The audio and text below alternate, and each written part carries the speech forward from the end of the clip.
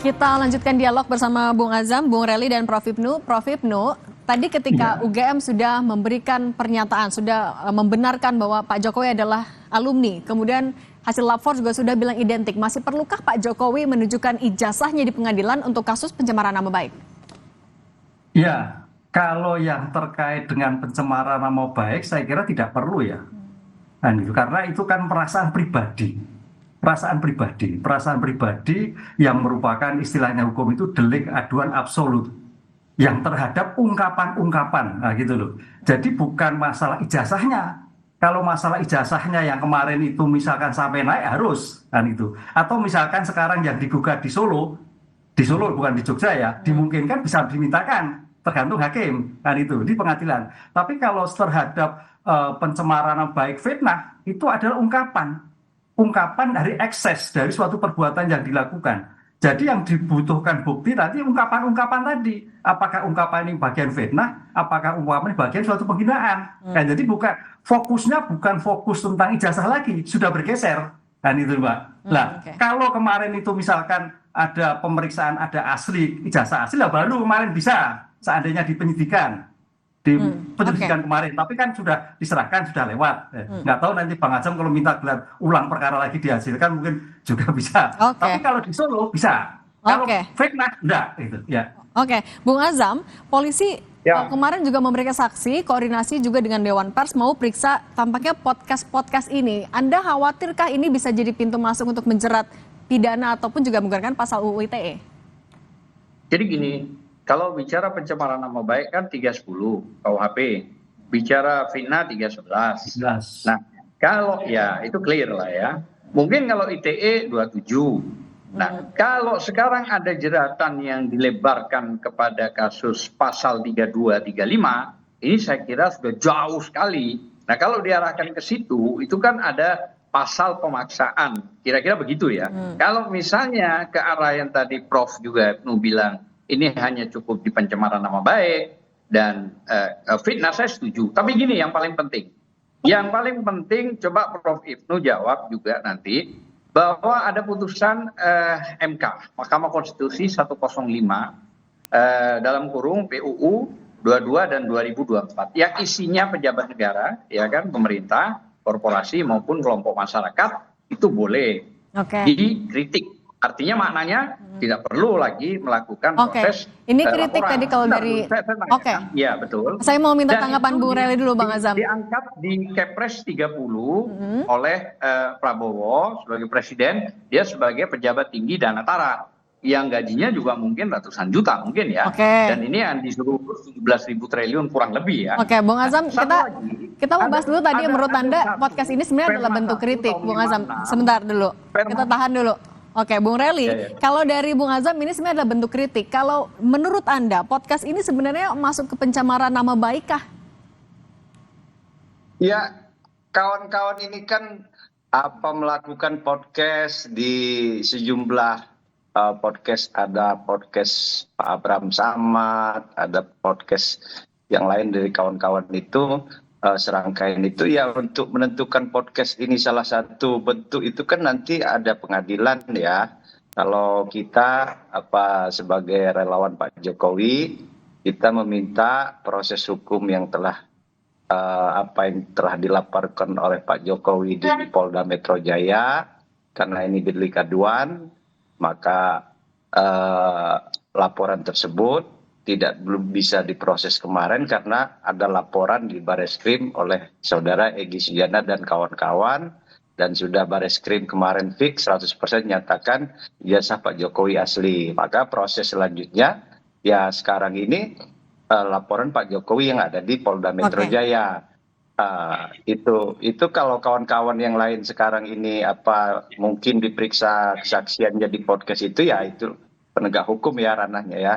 Kalau kita sebagai relawan mengikuti rangkaian hukum yang sekarang terjadi di Bareskrim dan di Polda Metro Jaya atau di Pengadilan Surakarta. Prof Ibnu, tapi kalau dari podcast ini bisakah sebenarnya jadi... tambahkan 10 detik. Silakan Bung. Ya, jadi ada Perma nomor 1 tahun 56, di mana kalau perkara perdata pidana itu dijalankan menunggu proses perdata. Dan ada juga Undang-Undang Advokat 18 2003 pasal 16 ya, hak imunitas kepada advokat, begitupun juga pasal 5 ayat 1. Advokat sama dengan penegak hukum. Jadi saya kira ini juga perlu dibahas. Jangan semua ditabrak. Terus pokoknya, nah ini kan repot. Oke, baik. Prof. Ibnu, kita lanjutkan. Tapi sebenarnya kalau dari podcast itu, bisakah jadi pintu masuk untuk menjerat pidana ataupun juga menggunakan Undang-Undang ITE dan apa pembuktian yang nanti akan diminta oleh hakim? Ya, kalau fitnah terus seperti Bang Azam tadi, fitnah pencemaran baik itu di dalam KUHP. Itu adalah suatu perkataan, penyebutan yang menyangkut pribadi. Nah, itu pribadi, tapi kalau yang IT menggunakan IT. Lah, perkataan-perkataan inilah makanya ini subjektif sekali, Mbak. Jadi setiap orang, saya Mas Reli beda-beda sekali. Oh, ada, oh saya rapopo, oh yang lain, oh ini sensitif, oh dan itu suatu yang agak sulit untuk dipersamakan. Nah, oleh karena itu dalam seperti ini maka konstruksi hukum kan sebagai delik aduan yang absolut, diteruskan atau tidak tergantung perasaan pribadi yang bersangkutan tadi. Nah, inilah saat nanti akan diuji sebetulnya sejauh mana. Mudah-mudahan nggak diteruskan oleh Pak Jokowi. Pak Jokowi sudah kemudian seperti itu. Ini yang selesai, clear selesai, nah, itu saya kira sudah damai lah, itu nggak tapi terjadi. Prof. Ibnu, kalau misalnya ini subjektif nih, pembuktiannya nanti gimana? Siapa yang akan dipanggil oleh hakim? Siapa saja? Ya, yang dipanggil pertama adalah pihak-pihak yang menurut pelapor pengadu itu menyatakan fitnah akan dipanggil. Satu. Kedua, kemudian nanti paling ahli bahasa. Ahli bahasa menentukan kalimat ini menyudutkan atau tidak. Dua, ahli gestur. Ini mimik ini betul-betul menyudutkan atau enggak, itu yang terjadi. Jadi saya kira dalam hal fitnah itu tidak hanya terkait dengan subjek pelakunya, tapi juga ahli-ahli IT, ahli forensik terkait dengan mimik, gestur dan sebagainya. Apakah ini kajian, apakah ini memang menyudutkan, apakah itu memfitnah sekali. Nah, itu saya kira di dalam era sekarang harus sampai di situ nantinya kalau itu terkait fitnah jalan. Jadi tidak hanya fitnah atau enggak.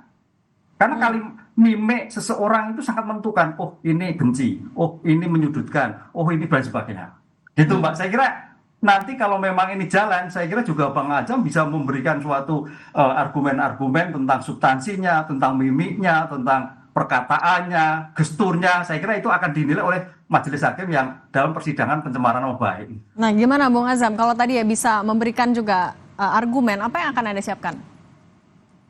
Tentu kalau soal menyiapkan itu banyak ya. Artinya sebenarnya kalau titiknya pada soal masalah pencemaran nama baik, itu saya kira insya Allah nggak ada masalah ya. Tapi ingat ya, pencemaran nama baik itu tidak bisa menahan, termasuk juga pasal 27A dan termasuk 311 juga fitnah. Tapi yang paling utama, coba pikirkan kembali. Ini kan sekarang terkesan presiden mantan yang dipilih rakyat mau memenjarakan, tanda kutip ya, mau memenjarakan rakyatnya hanya mengkritik soal begitu.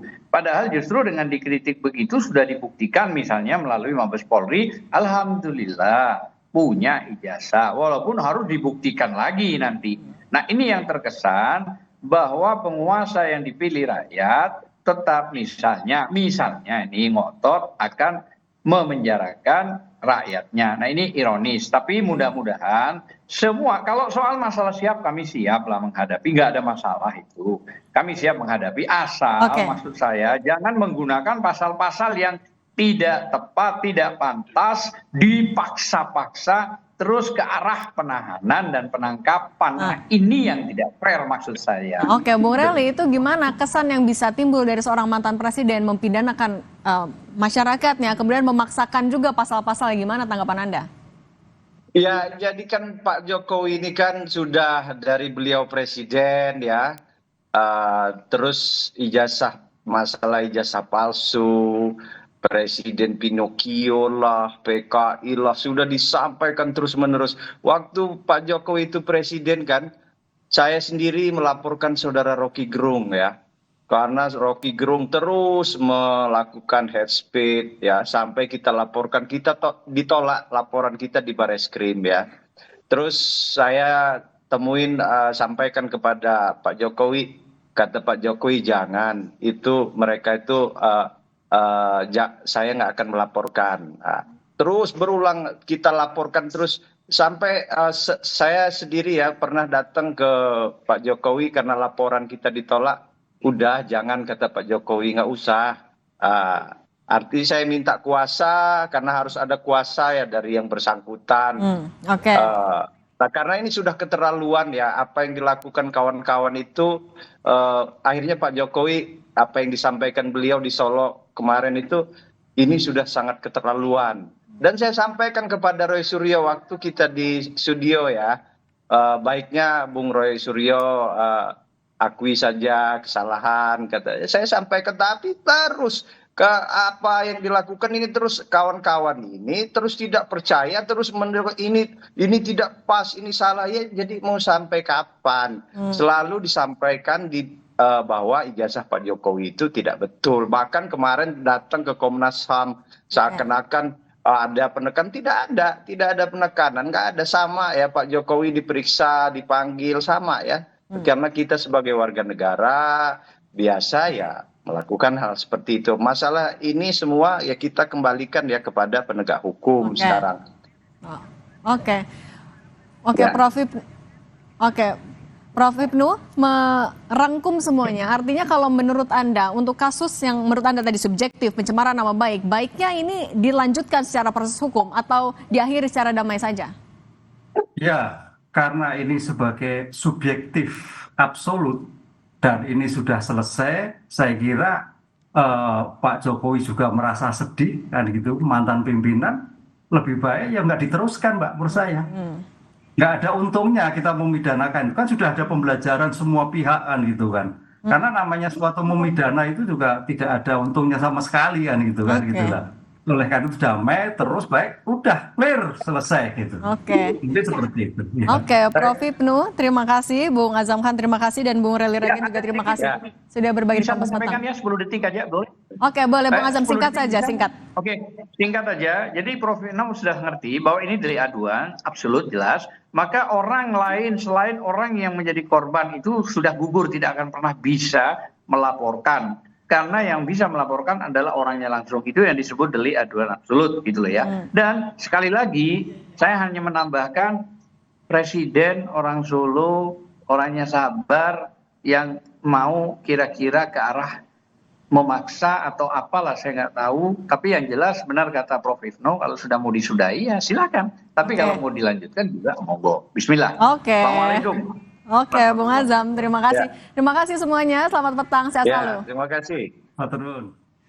Usai jeda kami akan kembali dengan informasi Bupati Merangin Syukur meminta jembatan gantung saat ini diperbaiki dan usul ke pemerintah pusat serta Kementerian PU untuk menjadikan jembatan gantung sebagai jembatan konvensional permanen.